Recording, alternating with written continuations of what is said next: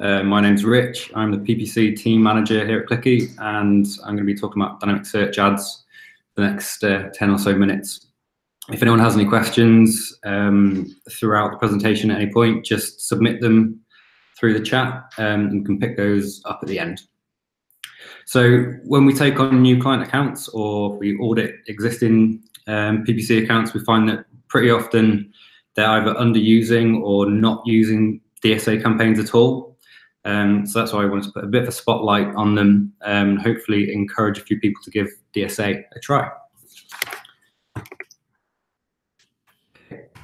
So briefly, this is what we're going to be covering today. So what are DSA campaigns? Should you be using them? Examples of how to use dynamic search ads, how to set them up, tips and best practice pointers, and then if there are any questions at the end, we can quickly run over those. So first off, what are DSA campaigns? So really the best way to answer what that is to start with what DSA stands for. So that's dynamic search ads. So in the current form, they show up in the search engine results pages alongside other sort of standard keyword campaigns and other DSA campaigns. The formatting will be the same as sort of the standard PPC ads you're used to. The headlines might read a bit more like an organic result, and that's due to the way that they're constructed.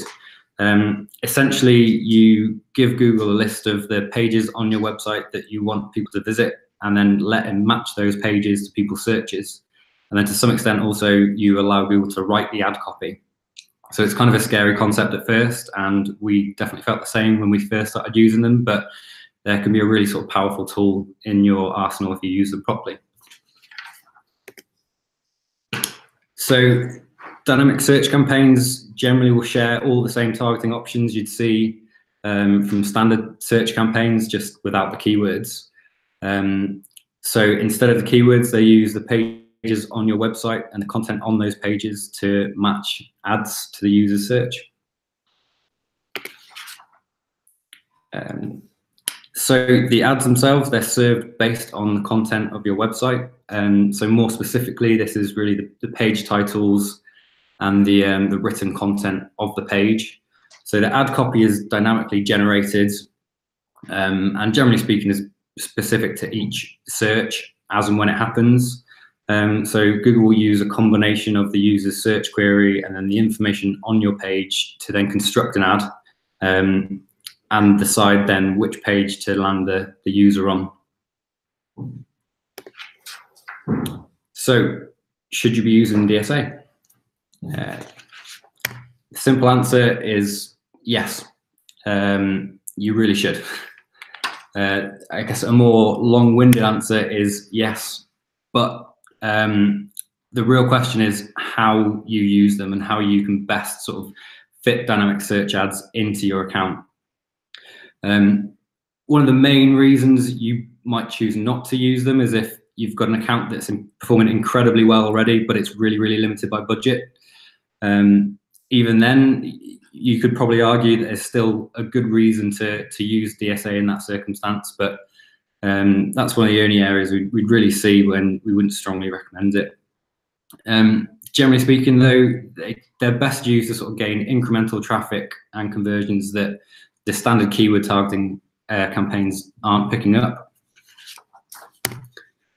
So you probably heard the stat before, but 15% of all searches that happen on Google have never been seen before. So this sort of helps to explain why DSA campaigns are so relevant and will continue to be relevant. So even with the most comprehensive keyword strategy, there'll be some areas that you're missing. You know, whether that's emerging search trends, if people search using slang or colloquial language, or a bit of a hot topic in recent months is voice search. So DSA is brilliant for picking up on those types of keywords or those types of trends that you wouldn't necessarily have thought of beforehand. Okay, so next up, we're going to look at how to use DSA campaigns. So it's really difficult to try and boil down into just a couple of slides. they're really, really flexible. It can be used in a wide range of ways and integrated into essentially any sort of account setup. So we thought the best thing to do is run through a couple of examples, talk through how you can use them, and sort of pros and cons around that. So one of the first instances where you might choose to use DSA campaigns is if you have a really big or a regularly changing website. So a great example would be a large e-commerce website. So there might be times where you've got dozens or hundreds of products being added to the site at one time. If you've ever built product-specific ad groups or campaigns before, you know that it's pretty time-consuming. So to build out hundreds or dozens in a short space of time can be a real task. So DSA is a great tool to use to pick up the slack there. So you can either use DSA to completely take over the sort of product level targeting.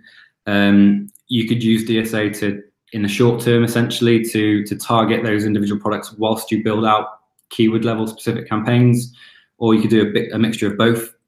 So run DSA campaigns first, then pick out the best performing products to target specifically with their standard keyword campaigns. Okay, so another great use for them is paired with remarketing lists, especially for really high intent audiences such as basket abandoners. So a lot of accounts we see generally will have a broader variation of keyword campaigns, or they'll be targeting a very competitive set of keywords. So you might normally apply an audience list to that to refine the targeting slightly. So you can do pretty much the same thing with DSA, and it's usually really, really effective.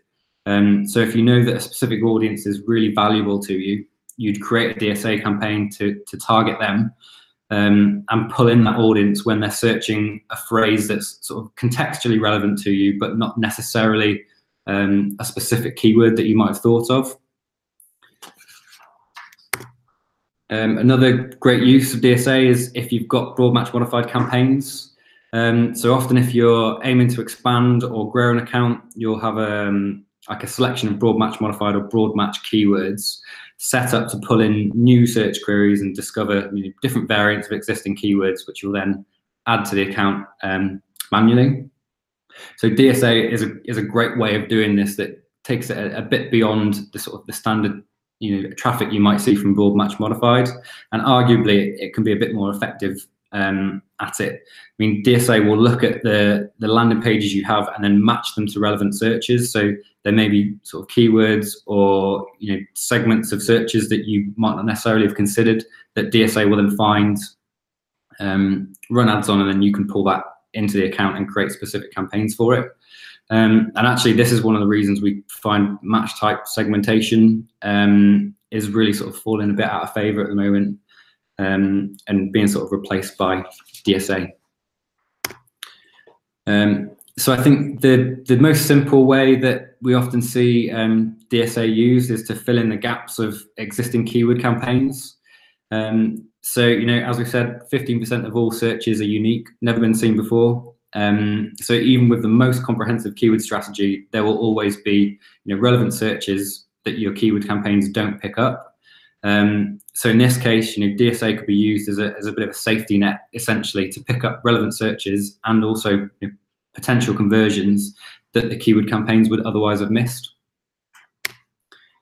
And the last one is it's a bit of a cheat because essentially it's all the other options rolled into one. But essentially, if you want incremental traffic conversions, DSA is a great way to do that, and quite quickly and easily. Even if you set up a simple sort of catch-all campaign that targets your whole website, or just a small-scale campaign that targets a few small sections or a few product lines, it's a really good start to explore how it works for you and get a feel for the results that these campaigns can bring in. So the next thing we want to cover is a brief look at how to set up dynamic search ads within the Google Ads platform. So now, especially with the new interface, Google's pretty good at guiding you through setting up campaigns. So we didn't really want to get too in depth in that side of things. So we really wanted to focus on the DSA side. So if you work through the standard campaign process for setting up a search campaign, you'll name the campaign, set the network, make sure you untick display, work through all the other campaign settings, and then right at the bottom of the page will be a little blue wording that says additional settings. So you can expand that and then click on the DSA section, and then you can choose how to target the DSA campaign. So the first thing you want to do is select Enable Dynamic Search Ads. You fill in the URL, select the language, and then you get to choose between the 3 targeting sources. So the first one being Google's index of my website. Generally speaking, this is probably the easiest and quickest one to get set up, especially for a beginner. And really, it's exactly as it sounds. You use the pages that Google have found when crawling your website as the source of the targeting for DSA. So the other option is URLs from my page feed only. So this is where you manually upload a list of URLs that you want the campaign to work from. And this is normally, well, this is done at account level. And you might not be able to select this option initially if you've not uploaded that page feed. And then the third option is just both of the above. So for ease, I think if you're new to DSA, we generally recommend just going with Google's index of the website. It's the easiest and quickest one to get set up with first off. So the next thing you'll then want to do is choose how to segment those pages that you want to target. So similarly with standard search campaigns, where you group similar keywords together, you want to do the same thing for sets of pages. So you can segment by Google's categorization of your website, which is what we can see in the screenshot there. You can segment by choosing specific web pages, and this is based on either URLs, page titles, on-page content, or you can segment by every single page on your website. However you decide to do it, generally we recommend that each target is grouped, or each target or set of similar targets are grouped into its own ad group. So this is because obviously ad copy is held at ad group level. And so if you group every single page together into one ad group, you'll have essentially one or a handful of pieces of ad copy that try and do too many things at once. And really, what you want is to be as specific as possible for every single search. So the more you can segment the targets into their own ad groups, the more specific you can get with your ad copy. And hopefully the better it'll perform. So once you've done that, you've created the ad group, set up the page targets, you then need to write the ads. So obviously you want to keep in mind the pages that you're targeting. Again, as we said, with standard search campaigns, you want to make sure that the ads description is as close to the keywords you're targeting as possible. And it's no different from DSA, but instead of keywords, it's sort of using pages. So you want to make sure that the description text that you can write for the ads is as close to the intent of the user and as close to the page as possible. So once you're happy with the ads, you hit save and continue, and then review the campaigns, and that's essentially it. You're good to go and launch the DSA. So we've just sort of covered how to get it set up. It's quite an easy process to set up dynamic search ads, but really the initial setup is a small portion of what's needed in order to run a successful campaign. So the next section, we're going to go over some of our top tips and just sort of best practice when setting up or optimizing dynamic search campaigns. So the first one is to make sure your website is set up for DSA. So it's one that's often forgotten. Really, so Google uses your website's content and the page titles to match the ads to searches. So if the information on your website is poor, this is going to affect how the ads look, how they're matched to people's searches. So it's always really important to review that type of content and the page titles especially. It's something you should be doing anyway, especially as part of a good SEO strategy. But it's one that can be easily missed, especially if you're just trying to get DSA set up quickly. The next hot tip is to test auto bidding methods. So we find that they actually work really, really well. Google's official information is that auction time signals, including the exact wording of a user's query, can be used to set your bid and improve performance. So it's important to remember, though, that the bidding methods can only be as good as the data that they have access to. So you have to make sure that the campaign's getting enough traffic, and really also that your tracking's set up properly. The auto bidding methods, depending which ones you use, can often pull in conversion data, or click data. But if that's either too low or not accurate, then obviously you're not going to get the best use of that bidding method. So the next tip is to use negative keywords. It's something you should be doing for all of your standard search campaigns, and DSA is no different. There are a couple of ways to think about them and use them with DSA. So the first is that you might want to add all the keywords from your existing campaign as negatives to the DSA campaigns to make sure they're not stepping on each other's toes. So if you've decided that a keyword is important enough that you want to target it directly, you'll probably want to be able to set specific bids, set specific ad copies, specific landing pages, and that's why you might want to remove it from a DSA campaign. And then the flip side of that is that you also want to look at the negative keywords that you've added to your other campaigns to also remove those from the DSA campaign. If you've already decided that that traffic or that search query isn't relevant to you, then there's no reason that you'd want it to be targeted again by this new campaign. So discussed a couple of ways to choose the pages that you want to target previously. One of the best ways we find is through using page feeds. So this is where you'd manually compile a list of pages, a list of URLs that you want your DSA campaign to work from. And doing it this way gives you a really good level of control over which pages are targeted. You can also set custom labels against different pages. So for example, a simple example might be to differentiate a product page on your website and a category page. So you'll likely find that one or the other performs better or worse on average. So by using custom labels and segmenting them in that way, you can set different budgets, different bids, and generally it helps with that optimization. So the next tip, so again, we've already touched on looking at the search query report, but it's a really important one. So the DSA campaigns will naturally open you up to much more searches or much more traffic than might normally be available with certainly the more specific keyword match type campaigns. So it's really important off the back of that to make sure you're using the search query reports to negate low quality searches and low quality traffic. So for example, if you only sell new items and someone's searching for secondhand, it's not necessarily a search that you would necessarily want to pay for. The other side of that is if someone's searching for cheap and your products or services are luxury or high end, again, that's something that you wouldn't really want to pay to get that traffic onto your website. So definitely look at the search query reports and negate those poor types of traffic. And the next one, or the last tip, is to use negative ad targets.